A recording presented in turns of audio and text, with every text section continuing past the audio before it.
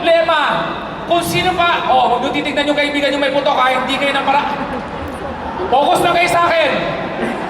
Ito ang problema. Kung sino pa yung kaibigan mo may putok, siya pa yung mahilig umakbay. Tapos, pag-akbay sa'yo, yung putok niya, may iwan sa balikat mo. Tapos, sa kanya maaamoy. Tapos sasabihin niya, pare may putok ka. Ulul, putok mo to! Di ba? Kaya galit na galit ako sa Rexona. Pa-social at commercial. Putok ang ginagamot mo, pa-English ka pa. Rexona, protection against perspiration and odor. Wag, putok yan. Tagalogin mo. May putok ka, Rexona. Hindi mayabas yun, ikaw yun, Rexona. Kaya tayo, natatalo yung Philippine team natin sa basketball kasi makalaban natin sa ibang bansa. Karamihan doon, may putok. Bino mo, dinidepensahan mo, napunta ka sa kilikili, aatras ka talaga eh. Tapos ang yabang pa ng coach, sisigaw sa gilid, depensa! Utangin na mo, ikaw kaya!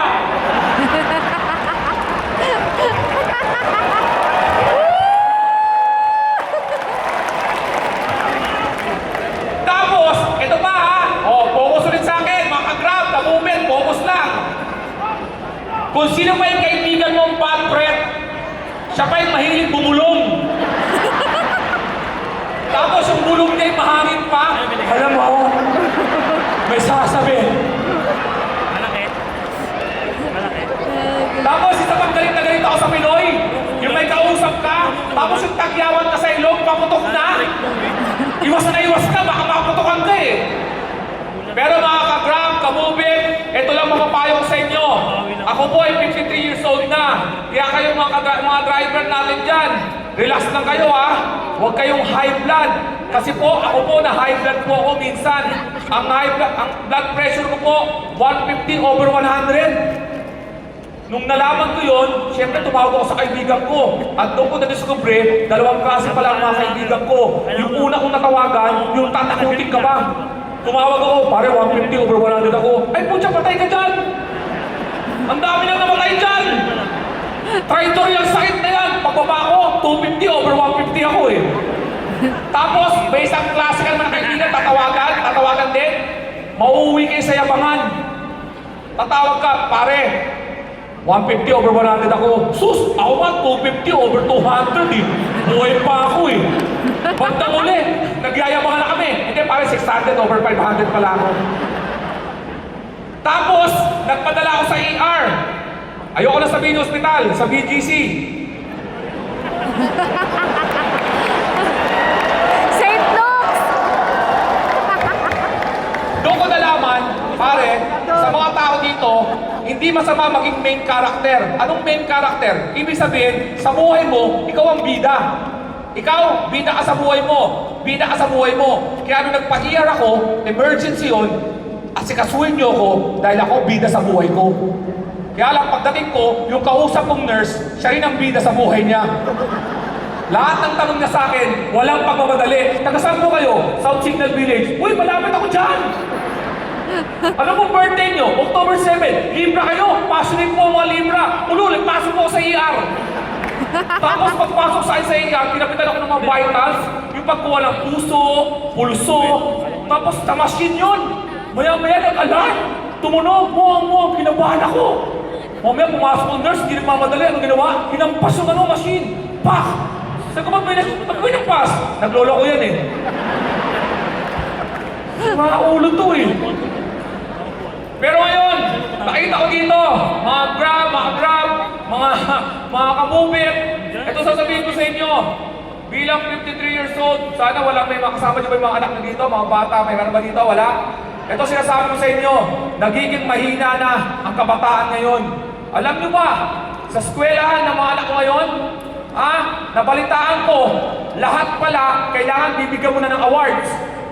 Lahat ng estudyante kailangan mag-awards. Kasi pag hindi mo nabigyan, malulungkot, sasama ang ugali, magiging kriminal. Hanap, di ba? Eh dati, natatandaan nyo, 60 tayo sa classroom. 3 lang ang pinag-aagawa natin. First honor, second honor, third honor. The rest, bobo.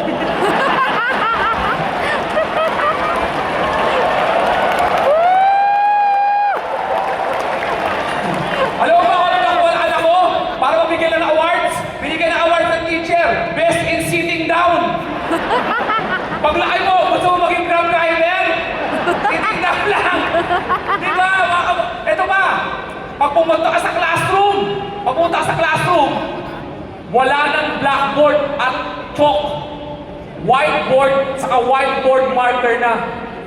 Boring, di ba? Maganda may blackboard. Kasi yung blackboard dati, pinag-trash talk sa classmate nyo, di ba? Kinikis-kis mo doon. Yung dapat huwag yung tanggalin ng chalk. Kasi yung chalk, yun ang nagpatibay ng baga natin. Habang sinusulat mo yun, nalalangap mo yung puti ng chalk, binabalutan mo yung baga, walang COVID noong 80s at 90s. Ang maganda doon, habang binubura ng teacher mo yung blackboard, di ba? Hindi mo naman eraser, may makulit kang classmate, pulong-pulo ng chalk, pag binatok, ganda tignan, sumasabog. Ang Pinoy pa naman, tatawa muna bago maawa. Ay, kawawa naman. Oo, iba na ngayon. Iba na ngayon. Alam niyo ba? Alam niyo ba, nilapitan ako ng anak ko, sabi sa akin, ang yabang, Daddy, ang boy ba namin, BTS, saka 17. Sabi ko, utot mo, ang boy ba namin, Backstreet Boys. You are my father. Bakit sila? 5 lang sila. Hulaan nyo kailan yung 17. Hulaan nyo! Hindi sila 17, 13 sila. Doon pa lang, bobo na, di ba? Biruin nyo, 13 kayo, nag-meeting kayo. Ano pa ng grupo? 17? Wala man lang kumontra. Saka, kung ang boy band nyo 13, hindi boy band yun, choir yun.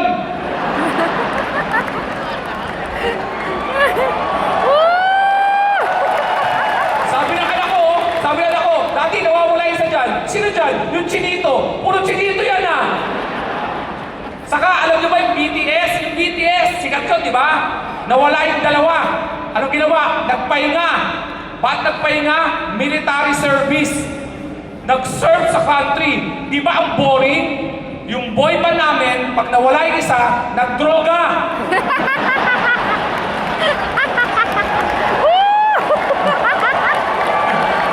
Nagparehab. Pagbalik, ang ganda pa rin ang boses, pero humpak na yung pisngi. You are on fire. Yabang na mga bata ngayon.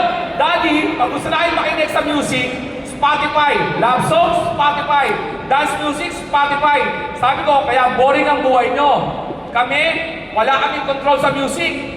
Kahit umiiyak kami, pag sakay namin sa jeep, kung anong tugtog, yun ang music namin. Halimbawa, umiiyak kami, tugtog yung recast sa jeep. Never gonna give you up, never gonna let you down.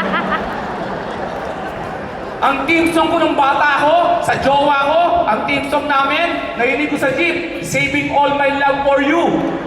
25 years later, pangkabit pala.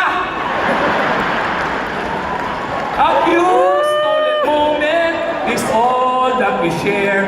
You got your family. Akala ko, nanay at tatay na yun. Pero alam ko,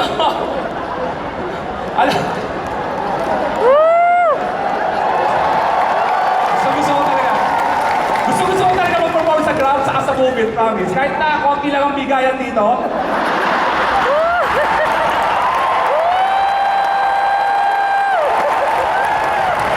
Tinawag-tawaran ako dito eh. Dati, sabi, Alex, pwede ka malayo makuha sa ganitong halaga? Bakit? Small lang naman yung intimate crowd. Taki na intimate crowd ba to? Araneta na to eh. Ano to, magkakapamilya kayo?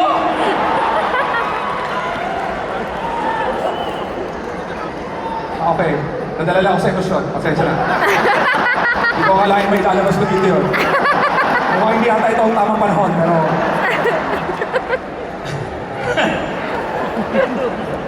Okay. Saan pwede ba? May sasabihin ako sa mga Grab driver dito. Pag sumasakay ako sa inyo, huwag kayong nagamit ng Waze na ang boses boy band. Nakakabilis sa tamang traffic. In 300 meters, turn left, turn right. Pero ito sinasabi ko sa inyo. Alam nyo mga ka-Grab, ka-Mubit, alam ko pareho-pareho kayo namamasada, pero bigyan naman natin saludo ang mga jeepney driver. Palakpakan din natin ha. Huwag kayo, magkakaibigan lamang kayo. Alam nyo ba, ayoko ma-face out ang jeep. Bakit? Papaliwanag ko lang, yun ang maraming lubog na ugali ng mga kabataan ng 80s at 90s ba tayo nagkaganito. Papaliwanag ko sa inyo. Papaliwanag ko sa inyo bakit. Ang jeepney, pag sakay mo sa jeepney, tutuko ng eye contact and patience. Paano yun? Pag sakay mo sa jeep, walang ibang pasahero, dalawa lang kayo. Titigan kayo kung sino unang magbabayad.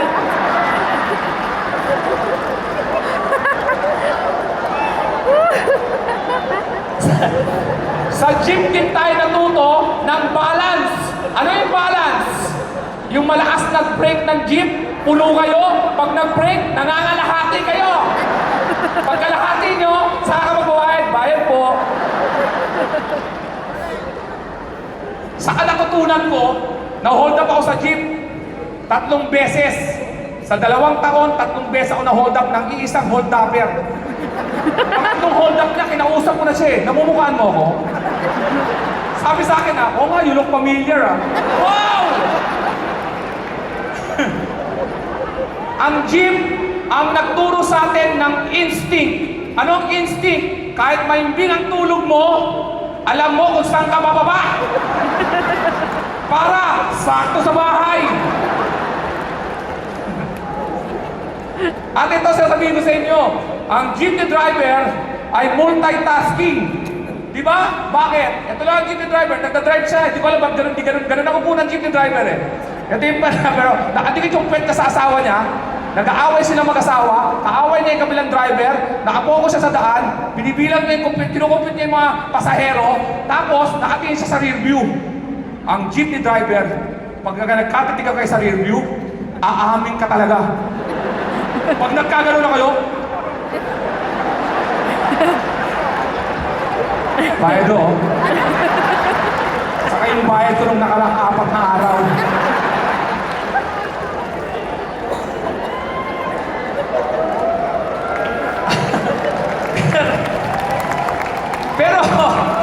pero ito ang sikreto para huwag kayo ma-hold up sa jeep.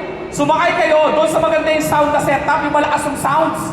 Bihira hold upan doon. Kasi mahirap mag-hold up pag hindi kayo magkarinigan. Hold up to, ha? Pero sa mga ka-movement natin, ka-grab, mag-ano kayo, magbakasyon kayo ha. Magbakasyon kayo, kaya lang mahirap magbakasyon pag sa airport dumadaan. Ito lang masasabi ko sa inyo, sobrang higpit na sa airport, nakaka-offend. Napansin nyo sa airport, ang tingin sa'yo, kriminal muna, bago ka maging inosente. Dadaan ka dun sa may, yung parang x-ray. Dati dumaan ka lang, okay na. Pag hindi tumunog, pwede. Ngayon, anong ginagawa? Di ba may drawing pa ng tao? Kinukopya mo yung tsura, pataan. Magbabakasyon lang ako, parang tingin sa'yo, kriminal. Tapos, paglagpas mo doon, aabangan mo yung bag mo sa airport. Pinapadalangin mo, yung bag mo dumiretso. Kasi pag nanginig yun, at kumaliwa yun, ibig sabihin may laman yung bag mo. Iisipin mo, ano kayang laman ng bag ko? Kumaliwa yung bag ko. Alam nyo kung ano laman? Nail cutter. Bawal pala yung nail cutter. Hindi ko malaman kung bakit bawal. May hijacker ba na may hawak na nail cutter? Ano panakot niya? Pag hindi nyo binigay yung gusto ko, gugupit ako ng utong piloto. Saka ano magagawa mo sa nail cutter? Gano'ng karaming kurot para makamatay ka? Pag di ka mamatay.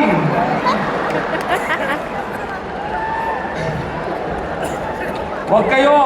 Hindi naman talaga tayo nare-relax sa beach eh. Bakit? Ito ang Pinoy. Kahit sa Boracay o Mapa Batangas, ito ang Pinoy. Sa beach, paano ka mare-relax? Wallet mo, cellphone mo, iiwan mo sa buhangin, tatakpan mo ng tuwalya, magsuswimming ka, kada sisid mo, pag-ahon mo, tingin ka pa rin sa tuwalya.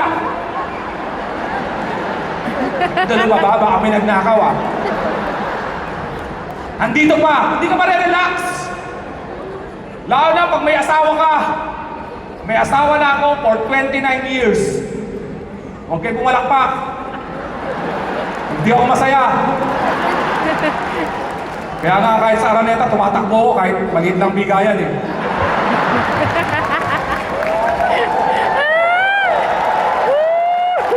Hinihingi ko nga sa Grab, code na lang. Maka-discount man lang. Less 150, ayaw bigay. Pero ito, may asawa po ako at ang nakakainis sa asawa ko, ang taas na expectation sa akin. Dahil 29 years na rin kami kasal, dapat daw non-verbal na yung communication namin. Ako raw, dapat daw nababasa ko na yung isip niya. Sa mga babae dito, huwag kayong umasa. Bobo kami mga lalaki. Kailangan nyo kami kausapin. Kala lang misis nyo, mga misis dito, minsan po, pag nakatulala kami, ang lalaki, kayang walang laman ng isip. Kaya nga kami nakakapanood ng TV na puro ano lang, commercial, trailer lang, kasi bobo kami. Eto ha, nasa Boracay ako, tinitignan ko yung araw, sunset.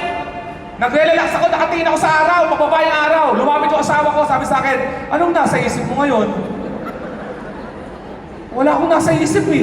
Kaya sinabi ko, naswerte ako dahil ikaw na pangasawa ko.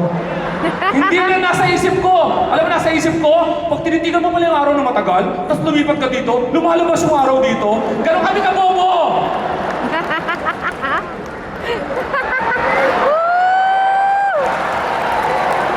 Alam, may kilaw sa pagbobo?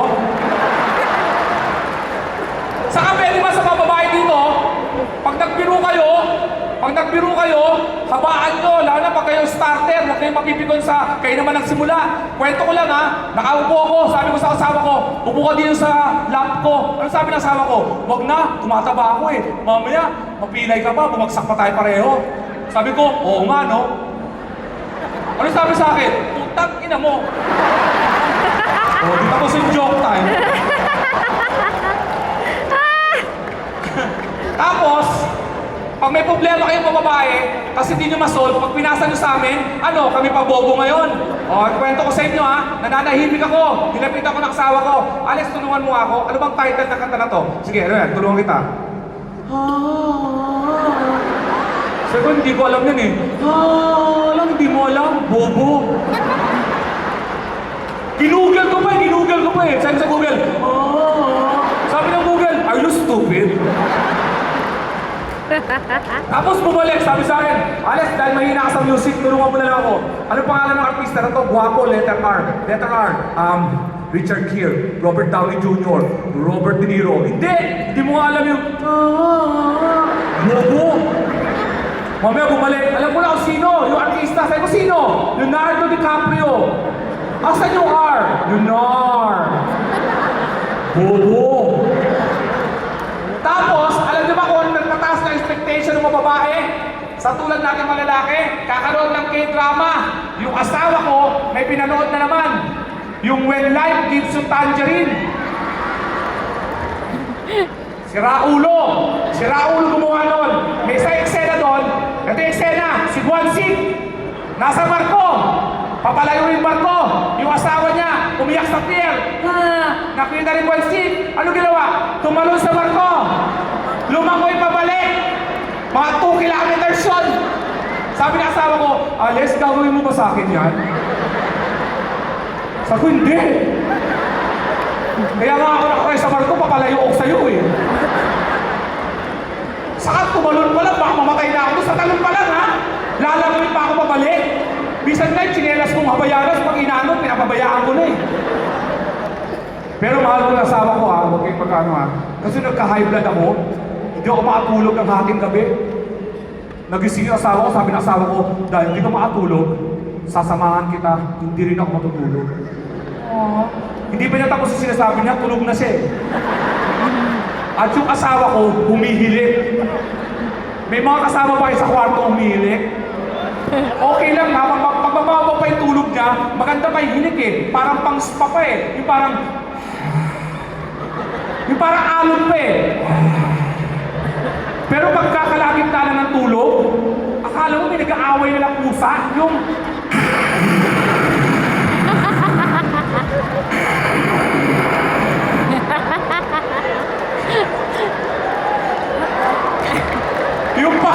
yung magindi, alam mo magpahimbing na, yung kala mo nasa tabi na kayo ng EDSA, yung kala mo may mga nag-move-it na, yung naglilibulo sila.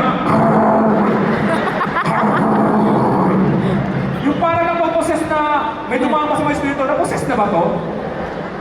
Pero, umamin kayo, pag isang taong humihilik, biglang tumigil. Natatalanta rin kayo, di ba? Yung... Uy, gising! Maraming salamat sa inyo, mga kamubig. Kaprap! Sana po nag-enjoy kayo. Ako po si Alex Calleja.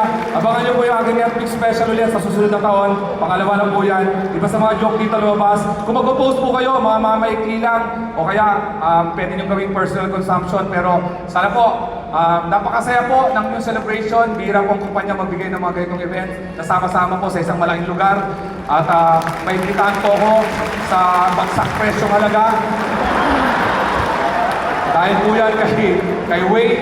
At dahil po yan sa inyong napakaganda po ng relasyon namin ng Grab at Move It. Kaya po tuloy-tuloy ang aming samahan hanggang ngayon. Maraming po salamat. Ingat po kayo pag-uwi. And always smile. Thank you!